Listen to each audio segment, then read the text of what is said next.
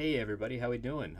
It is 12:57 p.m. on September the 8th, and the latest Haslab has just been revealed, and it is the Marvel Legends Giant Man. And I have to say, I am pleasantly impressed by this outing from the team. I was expecting this, of course. I feel like everyone knew when we started seeing the teasers that this was what's going to be. I hoped it was going to be a Quinjet, but this is impressive, and I want to commend the team.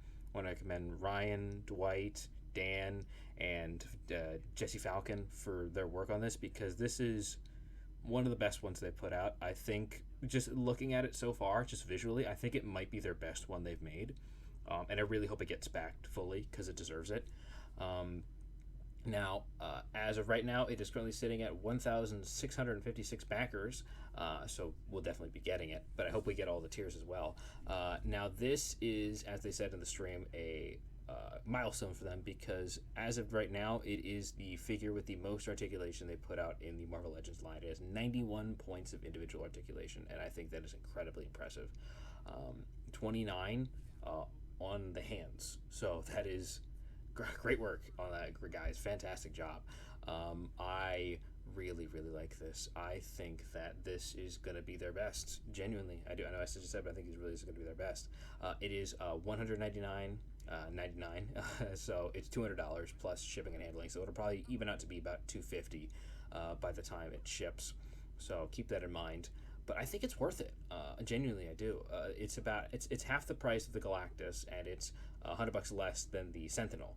So I think I'm pretty sure this is the cheapest of the Haslabs they put out yet, and I really like it. I think it's worth the price just by looking at it, and I'll definitely be shelling out for it as soon as I can. And they said in the stream there will be no 6-inch scale figure tiers, which I know is probably going to upset some people, but I think it's good because my first thought would be, well, they'd include a Wasp or a Goliath, Bill Foster, Janet Van Dyne. And I think it's good that they're not doing that because I don't want the Wasp locked behind a $200 paywall. Like, I want everyone to be able to access that, even if they don't want the Giant Man. And also, there is an Ant-Man out right now, so it's not like it's the only way you can get a Hank Pym figure. This is really good, and I think this is what they should be doing with this line, the Haslabs going forward. It's $200, and so you're paying for the price of the Haslab without any of the additional tiers or anything like that. Because with the Engine of Engines, especially, you were paying that $400 for the additional tiers that would come with it. Even though the probable price of it should have been about $200, $250, which is probably why it failed. One of many reasons. There's many reasons why that one failed. But this is really good.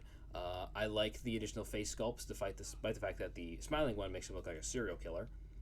But I really like the other two. I like the stoic face. I like the angry face. If I do get this, I'll probably keep the stoic one on the most. But I also want to reference. I just want to bring up the additional tiers that are going to come with them if we get them. If we get to the 14,000, is the 12,000 is a Marvel Zombies head, which I think looks great. Genuinely, I think that looks fantastic. Great job for the photography for whoever did this because it's fantastic. Whoever was doing the photography for this, the shots look amazing and some of their best that they've done. I wish the Galactus ones looked this good when it was getting revealed, but this is really good.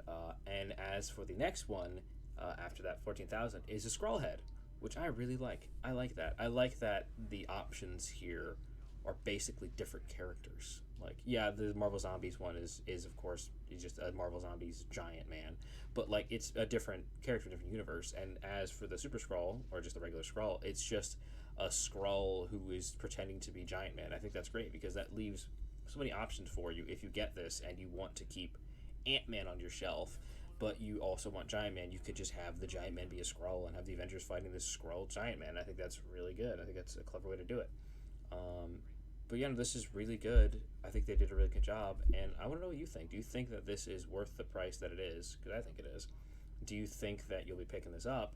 And if you're not, well, why is that? Tell me why. I'd love to hear reasons why people like this or dislike this. And again, sorry for the lack of uploads as of late. It's just been, when it's tight, figures get more expensive. It's getting a little harder to do this from time to time, which is why I was doing the gameplay of Ultimate Spider-Man, which I only put out the first part. I haven't put any other ones yet. Just it's a pain to get it all started. But if you liked it, let me know down below as well if you enjoyed that. But this figure is going to ship, well not ship, but it's going to stop backing on October the 24th. So if you want it now, you got to back yet about a month. So good luck with that. And I think that about wraps it up. I don't think there's going to be any more tiers. I think they said there's just going to be these two, which I think is fine. We'll see, though. We'll see whenever we get to PulseCon, which is a few weeks out. So, yeah. Thank you all so very much for sticking into this. Let me know all your thoughts down below. I'd love to hear them. And have a good day.